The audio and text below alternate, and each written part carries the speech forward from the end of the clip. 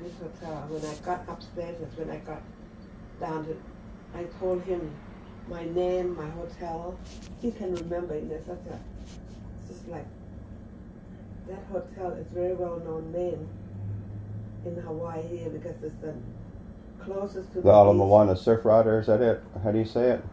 Moana Surfrider. Moana Hotel. Not Surfrider. Surfrider is another hotel. Oh, it's new. It's another hotel. This is Moana Hotel. So he said to me something about I'll be there at 10 o'clock like that in the morning. You know, so he came, parked the car, he came up, and there I was.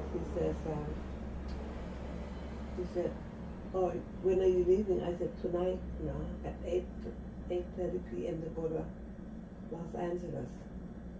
So he said, why don't you check out?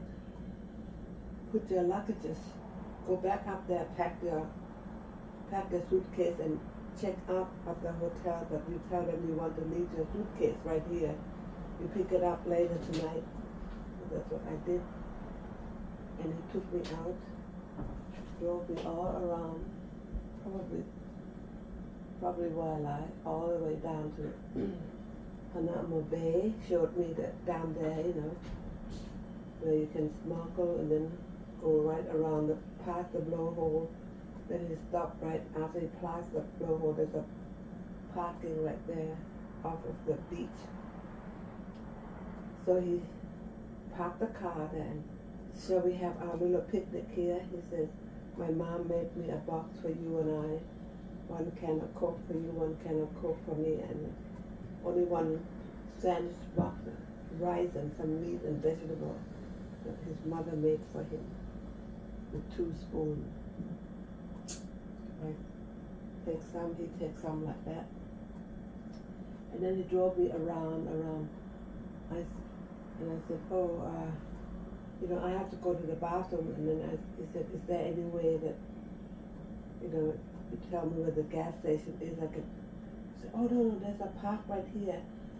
There's a bathroom right there. You know, I'd stop for you and then you can go to the bathroom. So I did. I went to the bathroom. And I thought, wow, what a beautiful place. It's just like, you know, when you go up there, it's like a mountain at the back. I used to live in Switzerland for a while. Mountain at the back, you know, and then land, flat land in front, and then there's beach right in the front of that. I said, this is so beautiful. This island is so beautiful. So he drove me around, and I spent with him up until about around 8 o'clock. And then he went to the hotel with me. I took my, you know, suitcases out. He helped me with the suitcase, put it back in his car, and then he drove me to the airport and catch my flight back to Honolulu. Good morning. Morning. Morning. Tina was just telling me the story of her staying in that real fancy hotel for $14. It was called something different back then. Moana. Am I saying it right? Moana Surfrider? Yeah. It wasn't, Surfrider wasn't part of the name back then. Probably not. But Moana was. Yeah. Yeah. Her mom had paid for her a ticket. The room she got was $17 for the oceanfront room. Oh, nice. And she's like, no need. I want cheaper rooms. She said, well, the room you're going to have is going to have a looking at the wall. I don't care. I'll be at the ocean. I don't need to see the ocean. I'll be at the ocean. Good but it sounds like she only stayed 12 hours, maybe not even 8 hours in the room. She found her a boyfriend that went took her on a picnic. Yeah, he was one of the custom guy that I went through, you know, went through my luggage. And after I came out, I was sitting out there waiting for the bus to come by so I can catch the bus to go to the hotel. Mm-hmm. And when he finished his job, he was on his way out, and then, oh, you still here? I said, yes, I'm waiting for the bus. He said, oh, you wait till tomorrow, the bus never comes here. You have to go all the way down and catch an elevator and go upstairs is where the bus is. I said, oh, I'll never make it. He said, you want me to catch you a taxi? I said, yes, please. And he's, what's a hotel? You want a cheaper hotel? I said, no, my mom worked for an airline and she get me this for discount price, you know, like 50%. And so anyway, I went to the front desk and they told me $17.50. Are you gonna pay up? You gotta pay up front? I said yes. And I said, oh, by the way, you have a cheapest room that you have here empty? He said, you'll be looking at the wall for $14. I said, yeah, I'll take that room. Yeah. Because I can always go down to the beach later, you know. Heck yeah. No, I'm the same way. The sad part of this story, though, is that could have probably been true love. She never got to see that guy again. Oh. She was only here for one day. The first time she ever visited Hawaii, Yeah. she was only here for one day. Yeah, the next morning he came. She fell in love with this island in one day. Yeah. Huh. He came and he took me out, picked me up from the lobby. He said, oh, when is your flight? I said, tonight. He said, if you don't take your thing out from the lobby, you have to pay for 2 nights. 2 days, you know. So check out right now. I wait for you. Go upstairs and get your luggage. You tell them you check out, but you want them to keep the suitcases for you. You pick it up later tonight. And that's what I did, listen to him, you know. Right. So he took me around, look at Hanauma Bay, and then went around Place Blowhole, and went and did a little picnic with me. He said his mom made me a box of lunch, rice and meat and vegetable with 2 spoons and 2 cans of Coke. Uh-huh. So we had then he drove me around the island. Then he tells me, you want to go to the bathroom, you have to, one of these parks here have a bathroom. I said, really? There's no such a thing like that in Thailand. No such a thing. So I went to the bathroom. I said, wow, this is unbelievable. You know, I just fall in love with the island already. Sure. You know, the people are so nice. The park is so clean. Yeah. The bathroom is clean. So I went around and spent the whole day with him until about around close to 8 o'clock or 7 o'clock or something like that. He went back to the hotel, took out my luggages, drove me to the airport, got into my second, airplane, yeah, from Honolulu to Los Angeles. And this was in the 50s, wasn't it? You think it was in the 50s? 60s? Must be, I don't know. But at least 50 years ago. Oh, yeah, yeah. Oh, yes. Yeah. Yeah. Before Instagram, there wasn't no way of, here's my phone number, here's my Instagram page. Oh, I know, yeah, right. You know, so there wasn't no way to connect with each other. I mean, I'm sure he would have got her number. He would have wanted her number. He could still be on island.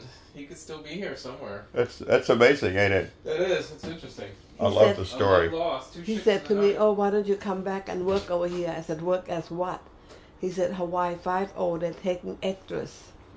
You can do a bit part of movies, some modeling and things like that. And I said, I'll think about it. I said, I have nobody here. I don't know of anybody or anything like that. So in Los Angeles, I have my house there. I didn't tell him that. I have a house there. So I went back there to my house, and that's where I get another show job, you know, and went to Puerto Rico. That's where I met Ernest, Tina's dad, in Puerto Rico.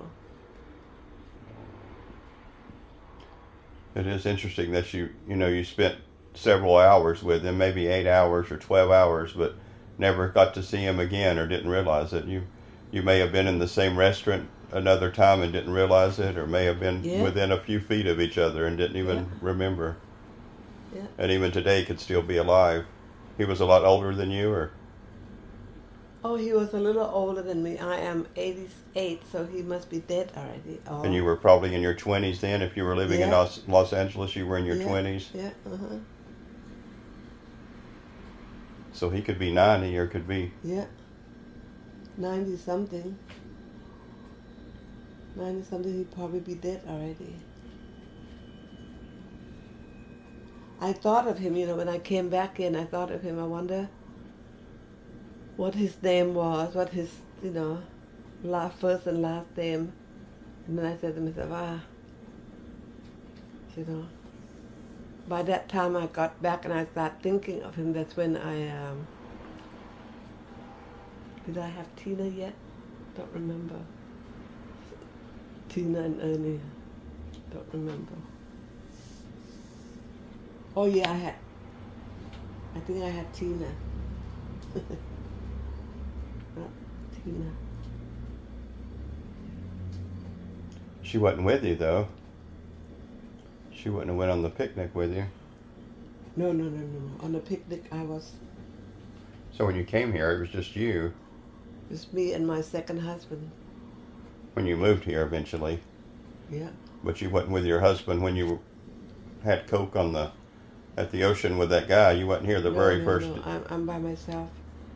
I went to Thailand and. I'll try to figure out that date. The date you first arrived. I don't remember. It is cool. So many people think about Hawaii of just being shacks and, you know, but yes. this island has so much to offer with the I was ocean and the so beautiful impressed. views and I was so what a great impressed investment. and in love with the island. One of my 16 places for me to want to live for the rest of my life. Yeah. One of them was Honolulu. And your mom, you wasn't real fond of Hawaii until your mom insisted. Yeah. Insisted on you coming here. Since you like island life so much, I want you to check out Honolulu. It's the closest island, United States island, to Thailand.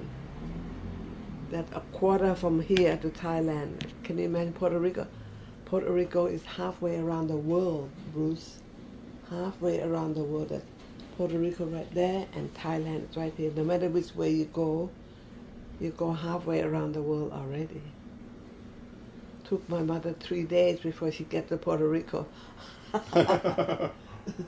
three days, and she said, Tina, I just want to let you know this is the first time and the last time will I come to Puerto Rico, just for your information. Because you know that it took me 3 days to get here. I had to stop in different places. In those days, you know, they don't have jet flying. You know, they have that. Just a regular airplane. Yeah, and it takes so long, so many days. She has to stop at different places.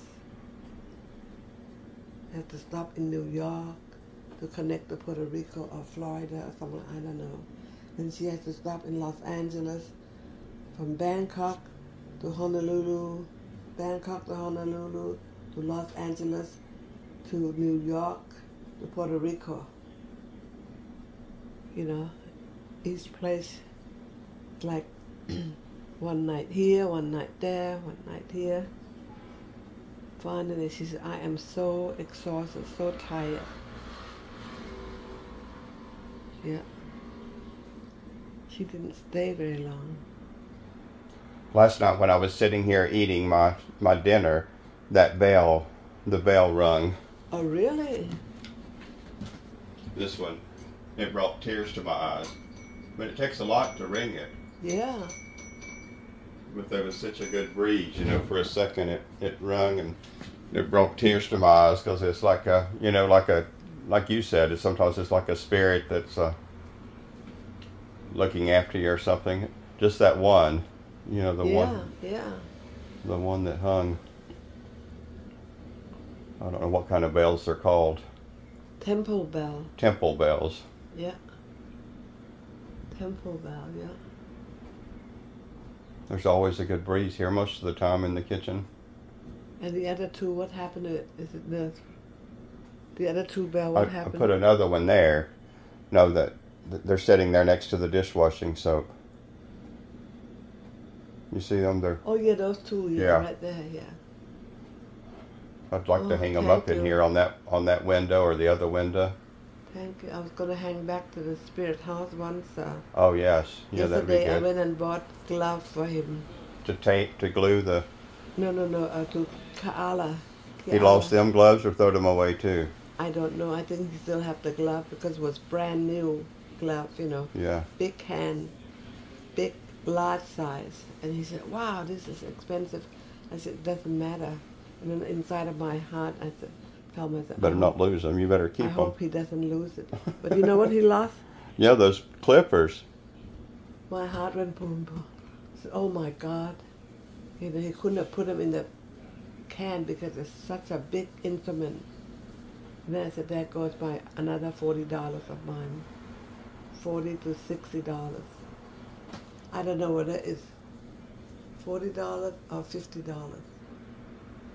You know, it could be $50 by now. I don't know. Very expensive, you know, tools. And I got the best at that time, you know, for like that. And I said, every time you come to work for me, you lose my tools every single time. So I said, serrated knife, do you still have that in the car? He said, yes. I didn't check, Bruce. I hope he still have. My gloves are probably, hopefully my gloves are still in the car. My gloves are dirty and he wouldn't grab them at all. My gloves are too dirty. He couldn't get his finger, his hand. Inside my gloves are they're just large. They're not extra large. No, your glove is medium. Small compared to his is large. You know, and I thought, but it's nice, strong, good-looking glove.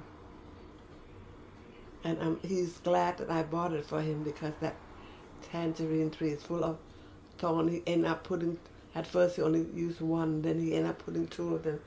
He's got to grab them, he can just grab them and pull them down, you know. And then took 2 hours for that tangerine tree. 2 hours.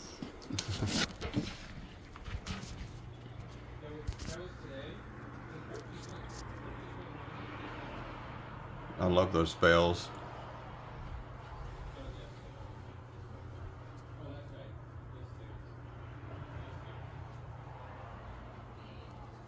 It's hard to make it ring. I try to, the wind makes it ring, but I have a hard time making it ring. The parrot riding the surfboard. Boy, so much pain that I was going to come and eat my salad for dinner, and I said, to hell with salad, forget about salad. I don't even want to get up and walk, you know. I'm in so much pain. I just want to go to sleep.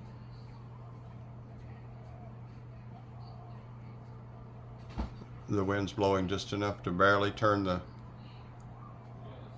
parrot surfboard. Well, today is Sunday. It's a day that I have to water the plant, the tree pot up there. In the living room? Yeah. Let's do that before you lay down. Is that okay? Yes.